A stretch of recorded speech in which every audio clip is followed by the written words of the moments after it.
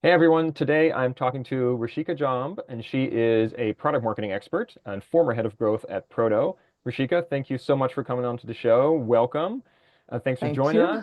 us. Tell us a bit about yourself, Proto, your roles that you've had over the years. I'd love to hear more.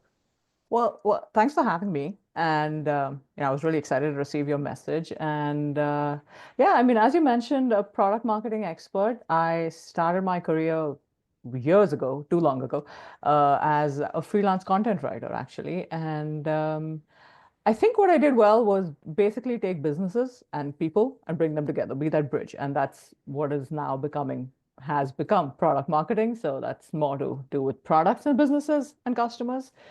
With content, I kind of moved into content marketing and global marketing and marketing management, all of which centered around product marketing, right? From go to market, identifying product market fit, seeing what kind of value prop to really present to customers, what customers were looking for, what their pain points were.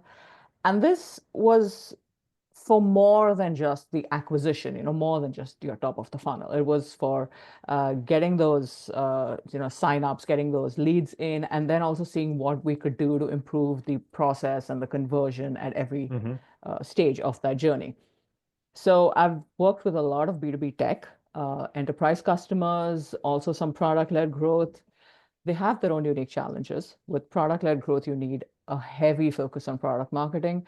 With enterprise, I think that is also the case because a lot of the learning and onboarding and implementation can be eased if there is enough product knowledge and product information that people can use on their own. So, yeah, I've worked with both these sides. I enjoy all of it. And what I enjoy day to day is just creating, writing, and just bringing a bit of a creative touch and flair to everything that I do to make the technical stuff more interesting. Oh, that's lovely. And also, I imagine making it a bit more creative is going to make it more interesting and authentic for, potential Yes. customers, prospects on the other side. Yeah.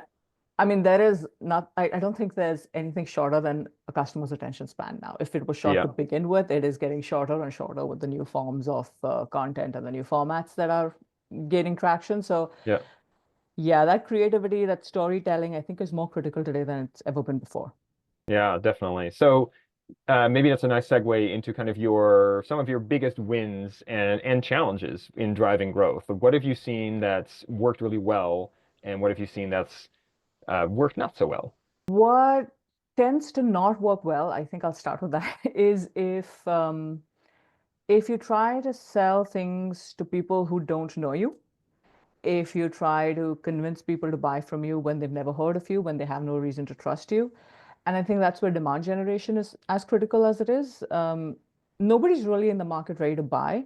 And I think trying to be front of mind for people when they are ready to buy is what works. So building a brand, building trust, bringing an authentic self just as a brand, becoming the trusted source, not just for the solution you offer, but also for the audience you're catering to.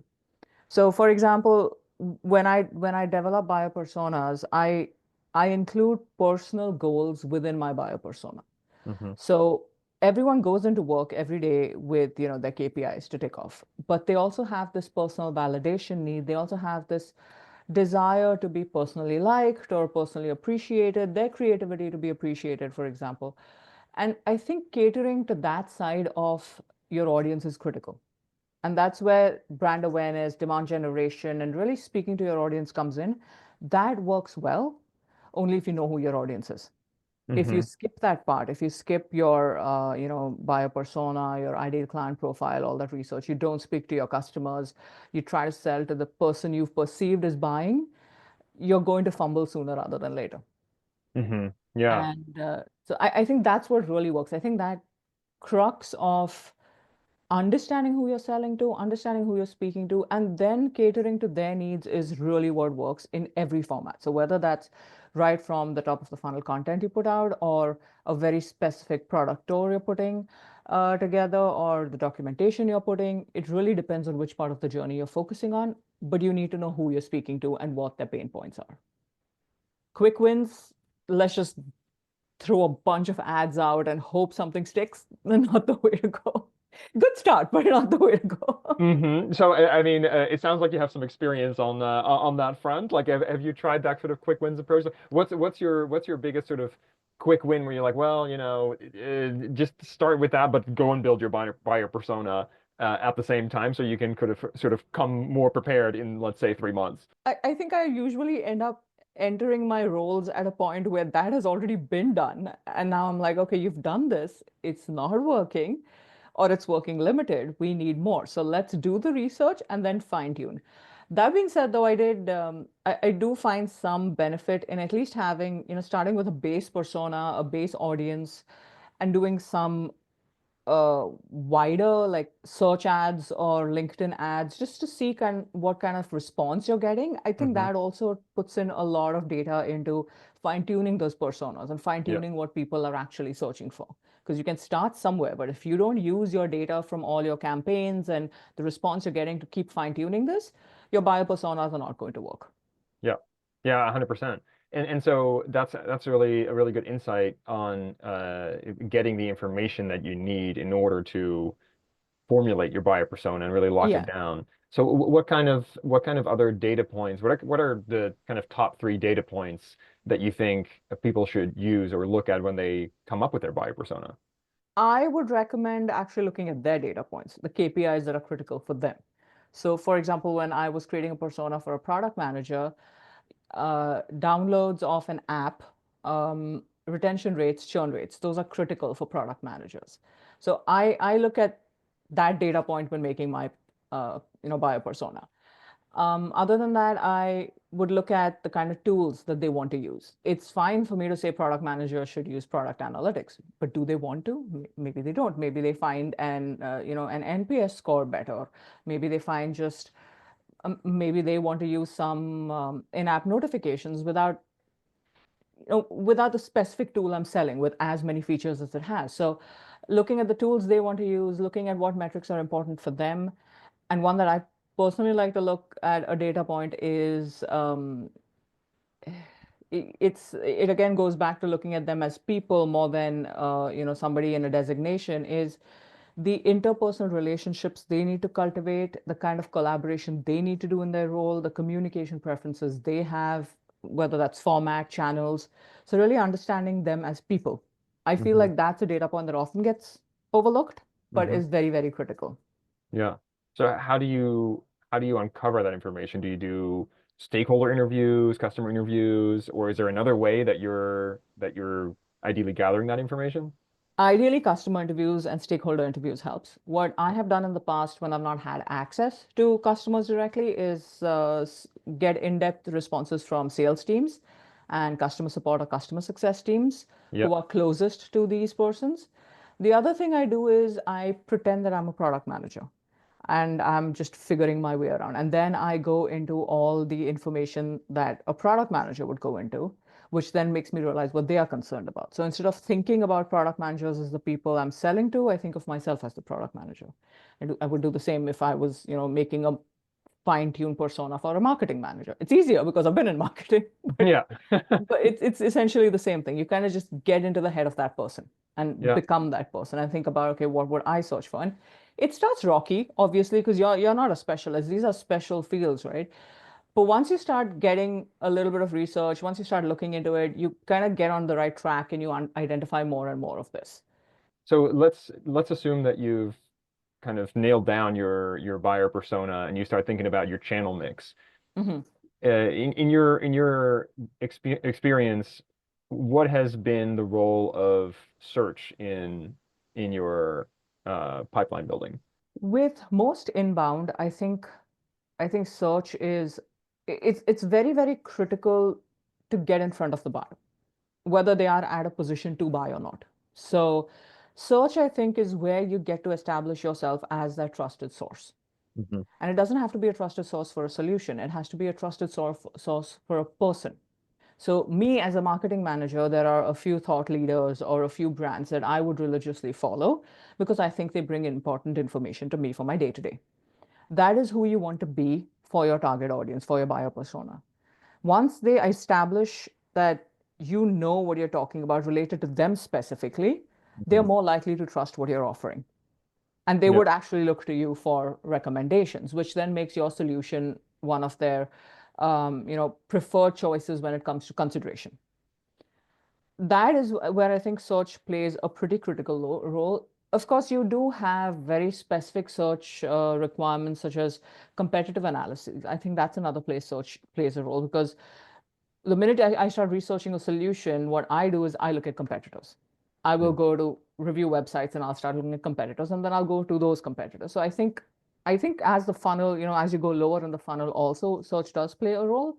But I found it most effective to establish trust and to gain more awareness. Hmm. That being said, search is, it really depends on what your channel mix is. If you are very prominent on LinkedIn, in a way that's also sort of search friendly, but at the same time, I think you need to think about search slightly in a deeper way, in that your search shouldn't be limited to, let's get this blog post ranked on page one for Hmm. this topic.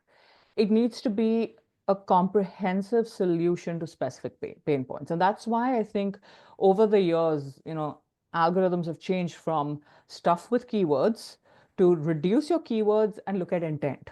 Look Hmm. at whether this website as a whole is offering the solution that these people are repeatedly looking for, or offering related solutions and related answers.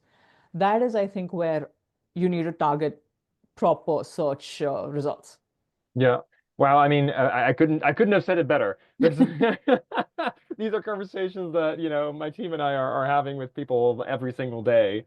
I think you see with I don't know if you saw the kind of more recent situation with HubSpot losing a lot of their blog traffic. Hmm. I think that's an example of where the content they were creating, while helpful for many people, strayed really, really far from the intent Yeah, that people would have, people specifically who would actually consider and would be in the market for their product. yeah. And so, I think, while HubSpot has been or was kind of the darling of the search world for a long time, and like was kind of the North Star to look up to, Hmm. I'm sure they've had a couple of difficult conversations in a way, but in a way, it's almost like they were so successful with their search program for so long, their content program. Kudos to them for that, right? But now, like you said, algorithms have changed. We're Yeah. in an era of AI search as well, which I'd love to talk to you about in a minute. But ultimately, things have changed, and you really need to be closer to that core intent that people really have, that your Yeah. buyer persona has. I think what also affects that is, um, HubSpot was probably successful. And to be very honest, I have heard about what happened. I didn't delve too much into it. But in my opinion, what has happened in general is, while having a lot of trust building content is important, being a thought leader, everyone wanted to be a thought leader. And I think HubSpot really won that battle with Yep. their academy and everything. But I also think that's why product marketing is picking up as a field, because you have your general marketing, your content marketing, which is talking to all these, learnings and thought leadership aspects of your target audience. But then you have product specific marketing. You have to find a balance between the two, because otherwise people are coming to you to learn information, but they're never going to buy from you because they don't know what your product really does. And Yeah. HubSpot's, I think, too big at this point to not know what they do. Um, but I think that's where sort of that balance needs to be maintained today. So I was this huge advocate for, don't make your social 100% product centric. Don't just talk about your features or your case studies or your wins. That's not what people want to know. And that still rings true. But that doesn't mean that you go 100% the other way either, right? You don't just Yep. want to have um, conversations about what people should be looking at you for, but not really focusing on showing what you do. So I have been on both sides of it, and I definitely very strongly see where product marketing comes in more and more. So while I was looking at the strategic side of product marketing for a long time, I see the benefits of its implementation, and I've been doing it so far. I've seen how important it is to have product tours online, whether this is for somebody who's already signed up or not. Just looking at your product in action kind of does the sell for you. You don't have to convince somebody that your product is not complicated. You're showing them that it's simple Hmm. enough. So that kind of heavy product related stuff should also be running in parallel with your widespread, more say personal problem solving content. Yeah. Yeah. So how have you balanced that in a way where you can measure success? What kind of KPIs were you typically looking at, and how do you then tie that back to what you tell your content team to focus on? Usually it's with blogs and with videos and any form of published content, it's really how far people get. How engaged is this information? How often does it pop up in search results? How often are people landing on it based on certain searches? Like what is the search information that's landing people on this? That shows your intent and interest, right?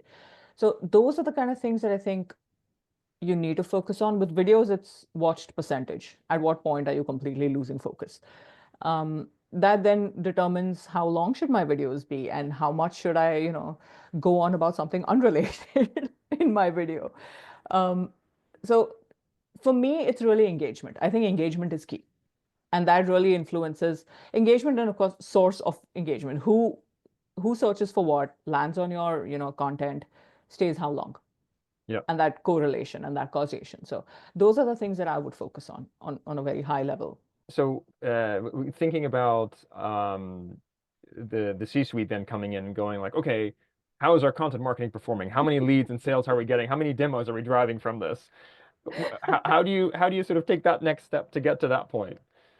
Well, what I've what I've learned about the C-suite is you will always have somebody saying, can't we just do keywords?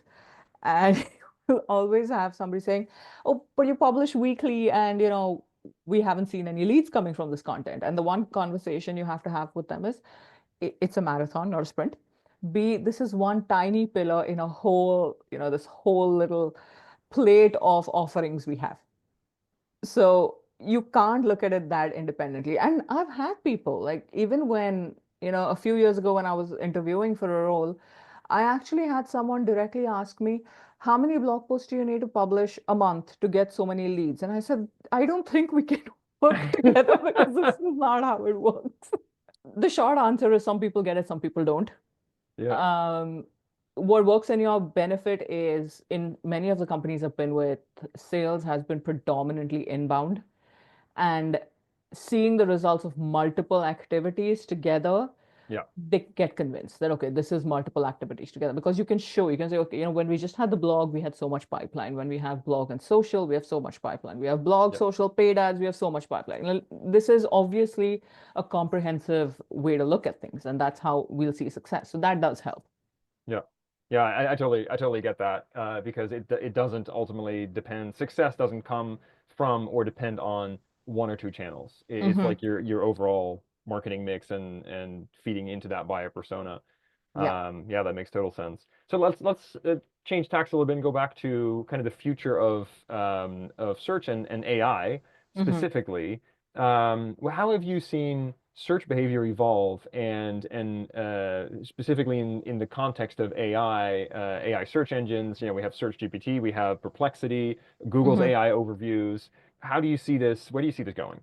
Uh, Maybe I'm a bit old school in my thought, but I do feel that AI searches, even searches on ChatGPT and cloud and stuff like that, they are replacing traditional Google or Bing searches. But at the end of the day, those engines are also pulling their information from what is out there in the world, which means that the higher quality, the higher engagement, and the higher mentions your content and your videos your website has, the more likely you are to rank in in these searches too. So that basic crux doesn't, that basic logic doesn't change. Yep. That being said, I also know that AI has made it a lot easier for people to publish more content. I have done it myself. When you're trying to be a one-person marketing team, you will Yep. rely on tools like Jasper or ChatGPT to get your drafts, to get your outlines, to at least get started. Yep. I don't necessarily think that's a good or a bad thing. It's good in that, if you have somebody who knows content, work on it, you're probably likely to get a better quality product. But more often than not, I've seen that a lot of this tends to be regurgitated information. There's nothing really authentic or new being brought to the conversation. And that Yep. is inherently contradictory to the desire to be a thought leader. Yep. So I think the whole thing is, and I do see people going back to the foundation. I do see people really going, you need to write for a specific person. You need to write high quality. Earlier, there, even though short content really worked, what was really getting consumed was 2,000 word articles. One of the reasons HubSpot's articles were as popular as they were.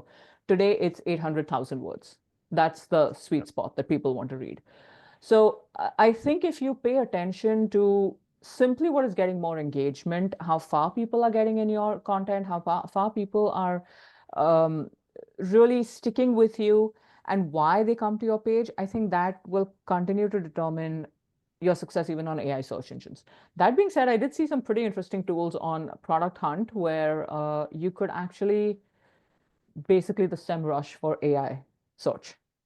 Ooh, I like that. Yeah, so What I was that can't called? remember the name, but it was basically find out how you are ranking when people are searching for your brand or related information on AI search engines. Nice. Okay, I'm And I gonna was go like, on Product Hunt and we'll share that with the group here. yeah, I think it was auto something. I looked at it back in December, and then Christmas came, and I promptly forgot everything in my brain. So Well, I mean, that's usually what the holidays right. do with you're forgiven. No, you're forgiven. Uh, so I have a last question for you. If you could recommend two or three authors, gurus, people that you follow religiously, who are they? What people should other people follow? I don't read as much as I should, to be honest. Online, I read very quick and a lot all over the place, but um, I think her name's either Catherine or Caitlin. Oh my God, she is the pioneer of sell to people, not to just a silhouette. The biopsychology. She really focuses on biopsychology. She writes the newsletter Why We Buy. And she, I think, is somebody that has continued to see success for one simple reason. She speaks to the fact that we are at the end of the day, we're all people trying to sell to other people, and we need to understand that. Yep. I think her work is really, really good. And she touches upon AI, she touches upon general selling, she talks about general communication, a lot of it, but rooted in biopsychology. Yep. So Yeah, I that would makes sense. definitely refer to her. I know her by her profile picture and I read her content, but the name is like woof. But she's written the newsletter Why We Buy. Awesome. Well, I'll find her and give her a shout out here as well. Well, Rishika, thank you so much. I really appreciate you coming on and sharing all these wonderful insights with our audience here. Thank you for having Um, me. yeah, for sure. What is the best way for people to get in touch with you if folks wanted to reach out? Oh, LinkedIn for sure. Awesome.